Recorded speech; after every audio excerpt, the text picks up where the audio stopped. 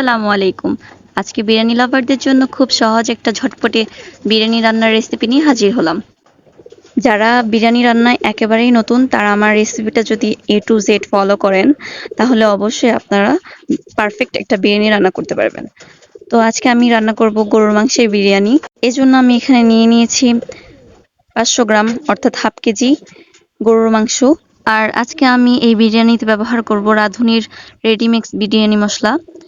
এই মশলাটা ব্যবহার করার কারণে অত বেশি বাটাবাটি ঝামেলা থাকবে না, কারণ এই মশলার মধ্যে বিরিয়ানির সব ধরনের উপকরণ থাকে। তো আমি প্রথমে এই মশলার প্যাকেটটা কেটে নিচ্ছি। এখান থেকে আমি হাফ প্যাকেট আজকের বিরিয়ানিতে ব্যবহার করব। যেহেতু আমি হাফ কেজি গরুর গোশত নিয়েছি, এজন্য হাফ প্যাকেট দরকার হবে। এই মশলার প্যাকেটটা 1 কেজি পরিমাণ বিরিয়ানির জন্য পারফেক্ট। আপনারা যারা 1 কেজি পরিমাণ রান্না করবেন তারা পুরোটাই ব্যবহার করবেন। তো আমি প্রথমে বিরিয়ানির আলুটা রেডি করে নেব। আমি এখানে মাঝারি সাইজের 4টা আলু মাঝখান থেকে কেটে নিয়েছি। এবার এগুলোকে লবণ দিয়ে মাখিয়ে ভেজে নেব। আমি কড়াইতে একটু বেশি পরিমাণে তেল দিয়েছি। এই তেলেই আমি বিরিয়ানিটা রান্না করে নেব। তো আলুগুলোকে তেলের মধ্যে দিয়ে দিলাম। এবার লাল লাল করে ভেজে নেব। বেশি ভাজতে যাব না। যখন উপরে চামড়াটা লাল হয়ে আসবে ওই পর্যায়ে নামিয়ে ফেলবো। এতেই ভিতরে দেখবেন সেদ্ধ হয়ে গিয়েছে। আমার সবগুলো আলু ভাজা শেষ। এখন আমি আলুগুলোকে তেল ছেঁকে উঠিয়ে নেব। আমি এখন এই তেলের মধ্যেই বেরেস্তা করার জন্য পেঁয়াজ দিয়ে দিলাম। পেঁয়াজটাকে আমি লাল লাল করে ভেজে নেব, বেরেস্তা বানিয়ে নেব। এই তো আমার পেঁয়াজটা লাল হয়ে গিয়েছে। এরকম ব্রাউন কালার করে ভেজে নেব, এর থেকে বেশি ভাজতে যাব না। কালো হয়ে গেলে তখন কিন্তু বেরেস্তাটা খেতেও ভালো লাগে না, তেতো লাগে। তাই আমি এই পর্যায়ে বেরেস্তাটা নামিয়ে ফেলছি। এখন আমি এই তেলের মধ্যেই মাংস রান্না করার জন্য পেঁয়াজ কুচি দিয়ে দিলাম। একটা পেঁয়াজ কুচি করে দিয়েছি আর 1.5 টেবিল চামচ পেঁয়াজ বেটে দিয়েছি। এখন পেঁয়াজটা তেলের সাথে ভালোভাবে মিশিয়ে নেব। মেশানো হয়ে গেছে। এখন আমি এর মধ্যে আগে থেকে ধুয়ে পরিষ্কার করে কেটে রাখা মাংসগুলোকে দিয়ে দিচ্ছি। এরপর এর মধ্যে দিয়ে দেব স্বাদমতো লবণ। এরপর দিব বিরিয়ানির রেডি মশলা। এরপরে দিয়ে দিলাম এর মধ্যে হাফ কাপের থেকে একটু কম টক দই। এরপর এখন এর মধ্যে দিয়ে দেব হাফ চামচ লাল মরিচের গুঁড়া, হাফ চামচ ধনিয়া গুঁড়া, 1 চামচ আদা বাটা, 1 চামচ রসুন বাটা। আপনারা চাইলে শুধুমাত্র আদা রসুনটাও দিতে পারেন, বাকি মশলাগুলো স্কিপ করতে পারেন, কারণ রেডিমিক্স মশলার মধ্যে সব ধরনের মশলাই থাকে। এখন টক দই এবং মশলার সাথে মাংসটাকে কিছুক্ষণ ঢেকে রেখে কষাবো। ঢাকনাটা উঠিয়ে কয়েকবার এরকম নেড়ে চেড়ে কষিয়ে নেবেন।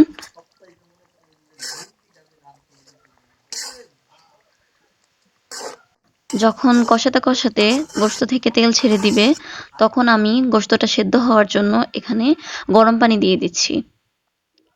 এই পানিতেই গোশতটা সেদ্ধ হবে। এই ঢাকনা দিয়ে ঢেকে এটাকেও ভালোভাবে রান্না করে নিতে হবে। এই তো দেখতে পাচ্ছেন আমি নেড়ে দিচ্ছি। এখন আমি এটাকে ঢাকনা দিয়ে ঢেকে দেব। এরই মধ্যে কয়েকবার ঢাকনা খুলে নেড়েচেড়ে দিয়েছিলাম। এই তো গোশতটা সেদ্ধ হয়ে গিয়েছে, তেল উঠে এসেছে। এই পর্যায়ে আমি এর মধ্যে আগে থেকে ভেজে রাখা আলুগুলোকে দিয়ে দিচ্ছি। আলুগুলোকেও ভালোভাবে কষানোর পরে এর মধ্যে দিয়ে দিচ্ছি পোলাওর চাল আগে থেকে ধুয়ে রাখা। ধুয়ে ঝরিয়ে রেখেছিলাম।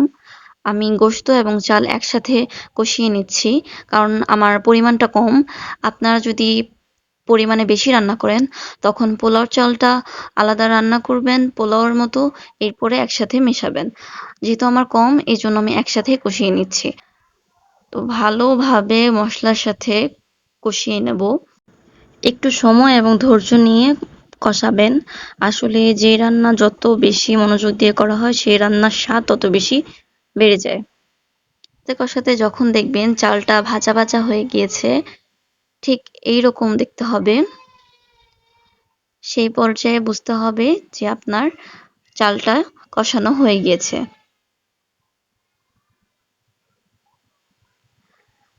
তো আমি এই পর্যায়ে এসে পানি দিয়ে দিলাম।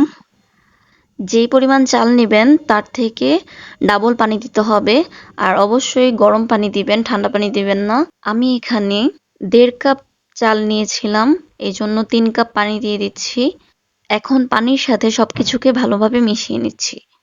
আর দিয়ে দিচ্ছি কয়েকটা কাঁচামরিচ।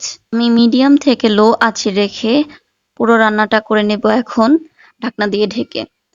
এই তো আমি একেবারের জন্য ঢাকনা উঠাইনি, এই প্রথম উঠিয়েছি। পানিটা দেখেন সবটাই প্রায় টেনে গিয়েছে, কিছু পরিমাণ বাকি আছে। এই পর্যায়ে এসে আমি বিরিয়ানিটাকে ভালো মতো নেড়ে চেড়ে দিব শেষবারের জন্য। বেশি ওভার নাড়তে যাবেন না, তখন দেখবেন যে চালটা ভেঙে গেছে। তো আমি নেড়ে চেড়ে আবারও ঢেকে দিয়েছিলাম। আর এই যে দেখেন ফাইনাল, সব চাল কিন্তু সেদ্ধ হয়েছে, কোনোটা কাঁচা নেই। আর সব দিক থেকে পারফেক্ট হয়েছে, ঝরঝরে হয়েছে। একই প্রসেসে আপনারা কিন্তু মুরগির মাংস দিয়েও বিরিয়ানিটাকে রান্না করতে পারেন।